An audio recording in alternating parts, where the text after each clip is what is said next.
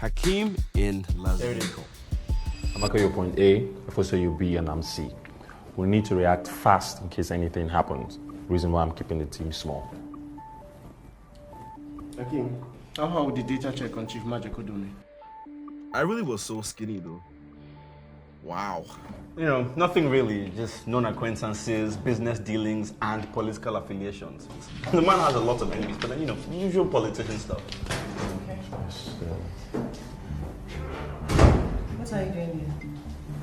Hi, everyone. So, what's she doing? Oh, I came to say thank you.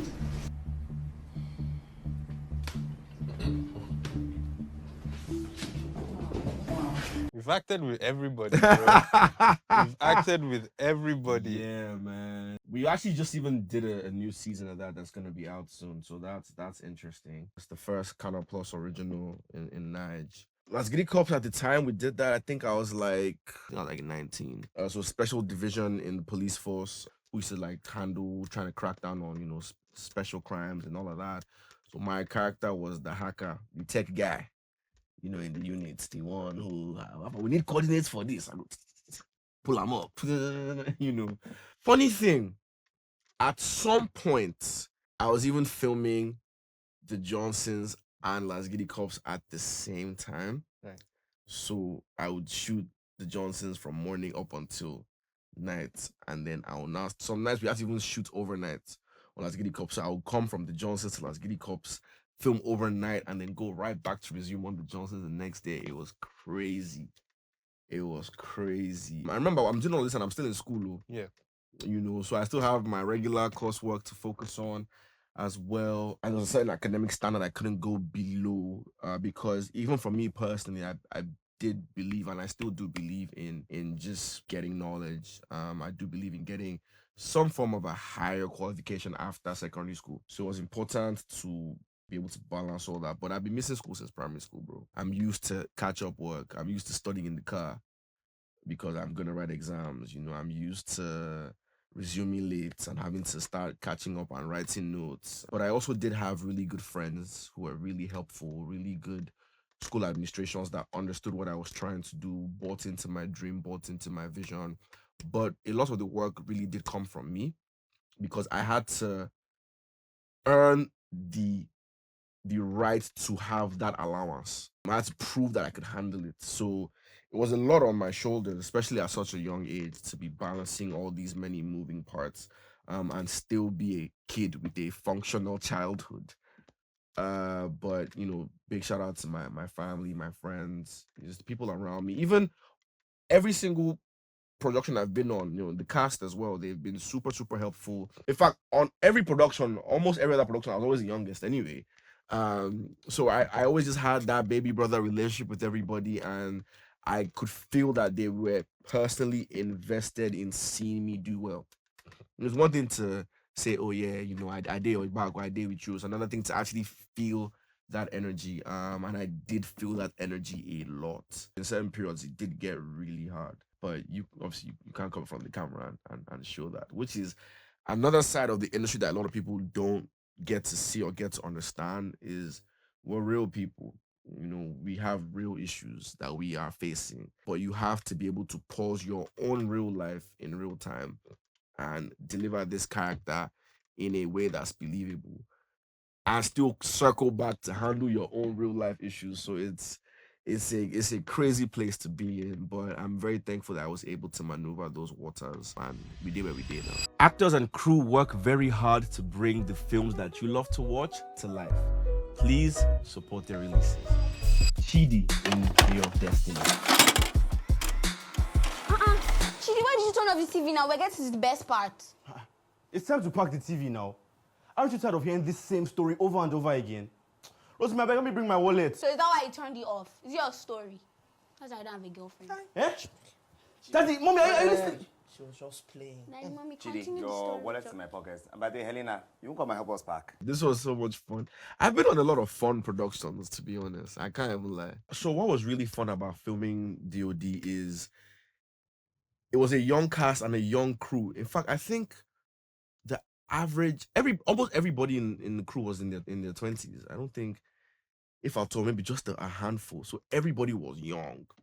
So there was just this youth energy of us wanting to prove a point that we can do this thing on a big scale. And I think a lot of that energy translated on screen. We shot this entire film in 8 days, bro. So again, grueling hours. I think I was running on like 3 hours sleep a day. But again, thankfully it came out good. The directors trusted me a lot as well in terms of just driving the character dynamics between the two brothers and in the entirety of the production as the story went on. And then Denola was a really, really great guy as well. So working with him was so much fun. He definitely trusted me a lot. As at the time that we had done the production, if I'm not mistaken, I believe DOD was his first acting experience, at least on a film production. And of course, I had a very healthy number of titles under my belt at the time. So, but he was already Denola Grey. I knew who he was. I followed his stuff. I definitely even used to. He had there was a show that he used to have this little segment where he talked about like men's fashion and style tips, and I really used to watch and try and jot things down. Coming into film, he didn't come with that energy of, oh, I'm Denola Grey now, so yeah, I got this. Like he was very inquisitive. He was very open to rehearsing, asking questions. What do I think about the scene? How can we make the scene better? What do I think about this line? And then we kind of tweaked the script in a way that we could bounce off each other more flexibly and in a way that allowed us embody the characters to the point that Rotimi was Rotimi, you know, and Chidi was Chidi. So yeah, great guy, great guy. I'm very fortunate to act with, like I said, legendary talents. Just I consider myself a sponge, and I just absorb things. I just take it. I watch, especially the veterans. I watch how they conduct themselves. What's their process like? Because they came through the industry when the industry wasn't even as defined. I'm where I'm at now because of the sacrifices that they made. Any opportunity I get to be able to learn from them firsthand, something that I always jump at, because it's invaluable knowledge. You can't learn that type of thing in a book. You have to be there. Oh, this scene, yeah. Bro, this if you know how many times we have to cut because Shaggy was just Shaggy. yeah. And so you see what I mean about like when I say like they kind of trusted and allowed us just do our thing. So, the part of the roll your waist part, that wasn't in the script, but like Shaggy just activated and I was like, oh yeah, start moving. And which I said you have to be flexible to catch it. So I'm like, okay, well, yeah, no, it's otherwise let's go now. Let's roll that waist. And that was such an iconic moment in the scene. I remember when the project was out, a lot of people were really referencing that scene. And yeah, it's just beautiful to just see your work at the end of the day and just see all the pieces come together and see how people relate with the work. For me, that's what keeps me going. That's what keeps me excited to still be here. It's really just the feedback in real time, just seeing people relate with your work. It's a feeling I can't really describe. It's a feeling that I can't put money on. You can't buy that. You can't buy that. You can't buy that love. You can't buy that energy. So yeah, I love it. I love it. They try to have as many physical cues to create that world. So the scene where we had just gone back in time and we weren't sure where we were, and we were in front of like a video club, and there was a newspaper stand where we saw the dates on the newspaper. So they try to have like headlines from that time and movie posters or films that were popular in that time period. We tried to reference things that happened around that time period. The Naira notes were the old notes, so we tried to have as much of the dressing be old, as many old cars as we could get. So it helped us feel like we were in an alternate world. So for me, I think because I started acting super early, I don't have any single role models in the sense that I try to learn from as many people and from as many sources as possible because there's always so much to learn. There's always so much to pick up. But I think the thing that I really honed in on super early was just that work ethic. Just that grind energy, that grind mentality of more. We need to get this thing done. Yeah, you rap when you rap. Just understanding where the industry is at and being realistic in my targets. Moreni KG and Labi in Akudaaya. Moreni KG. Ada ọjọ́ pé. Ada oṣù pé. Ọmọ mi. Ò ní ṣìṣe o. Ò ní ṣe lẹ́tẹ̀ o. Ibi ò dẹ̀ ní mú ẹ. Ò ní regret gbogbo ìyàwó. I really have actually bàjẹ́ kò fi mẹ́pọ̀ ọmọ ẹ lọ́wọ́. Wow. It's crazy. It's like to see these things back, like because you're doing, and it's like, wow. Yeah, Sola is great as well, man. Like she really gave me mommy energy on this production. Like she was cooking. Almost crazy. That was me in the pool, by the way. Yeah, that was not a double. Just I do my own stunts. So reincarnation, I would say is the major topic of the production of the film, and it's about a guy who passes, but still his spirit feels like he has some unfinished work, some unfinished business. So he comes back, but like in another community, like another side far from his previous reality. And yeah, he's trying to complete his life mission there, basically. It's one of those ones where it's just exploring reincarnation generally, or just the idea of spirits still living amongst us, or spirits being caught in a limbo where they can't entirely cross to the other side just yet. And then there's the theme, there's love, that whole family, orientation as well. But for the guy, what's really driving him is, I think he realizes that, his own chapter is over, but he wants to, in some shape or form, leave offspring. He wants to leave a kid. I kind of like, when I put that on, I was like, royalty.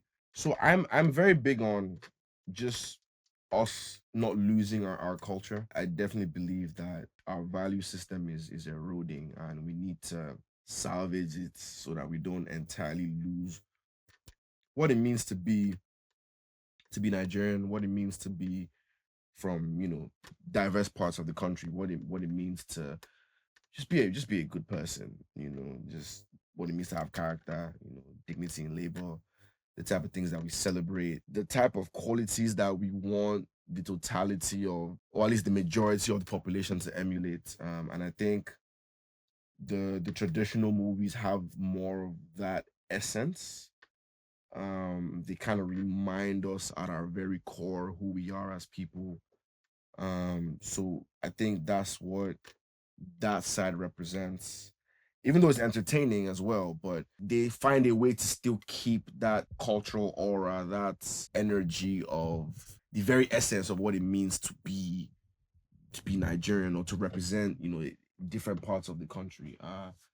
But the English ones now, those ones now allow you experiment a bit more and dream a bit more, and apply a lot of the concepts that you get off of exposure.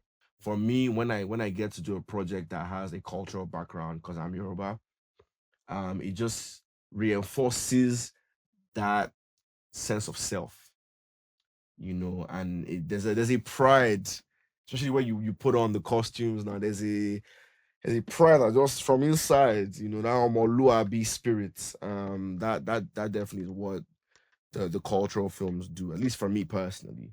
So I would say I've done more of English so far, but I'm starting to, push myself into those cultural spaces as well, just growing there. And every time I do a new one, I learn so much about Yoruba culture, and it also even increases my resolve to even have a better understanding and grasp of the language. And as I said, I'm family oriented, and I want to have kids. I want to raise my own family, and I want my own kids to be able to speak the language because that is our identity.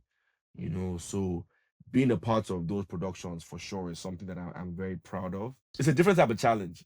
It's a different type of challenge for sure, but it's a process that I enjoy thoroughly. And again, I've been super fortunate to just have people around me that are super, super helpful.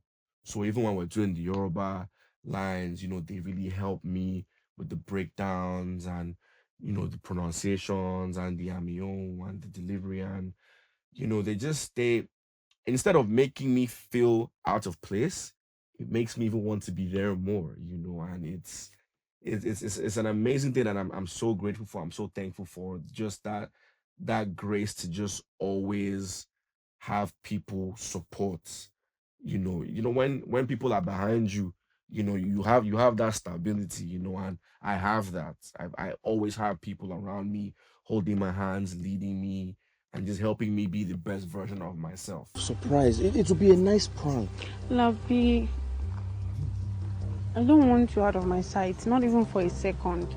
And this is not the right time for pranks. Bukumi and I have done this other thing called this other show called Beautiful Song. So think Camp Rock, think High School Musical. We did that a couple years ago. I believe there's a couple episodes on YouTube. I mean, in life, not everything goes your way. Life is not always rosy. So when a film ends on that note, it kind of reminds you, to not be too lost in that utopia. Because real life, not be everything they work out. I definitely don't mind a sad ending from time to time.